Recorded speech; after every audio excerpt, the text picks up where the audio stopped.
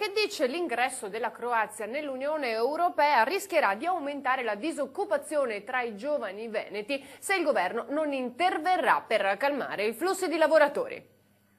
Noi non possiamo in questa fase storica pensare che oltre alla libera mobilità, che è una cosa giusta e concreta sulla quale noi ci siamo battuti, che i croati possano anche pensare in maniera così proprio istantanea di avere come nuovo mercato del lavoro il Veneto. E noi vogliamo che i nostri stagionali siano ancora i nostri ragazzi, i nostri studenti. Come Regione siamo a favore dell'ingresso della Croazia nell'Unione Europea perché i croati sono nostri fratelli, ma chiediamo al governo di vigilare affinché non si producano nel breve distorsioni sul mercato del lavoro. Questa è la posizione del governatore Luca Zaia, che ha scritto al Presidente del Consiglio Enrico Letta per chiedere un intervento dell'Italia in Europa mirato a regolare il flusso di lavoratori stranieri.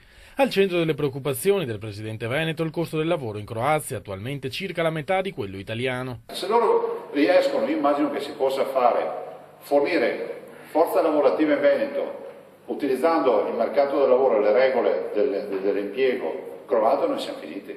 Noi siamo fuori mercato. Rischiamo di trovarci la Cina a un'ora e mezza di strada dal punto di vista lavorativo.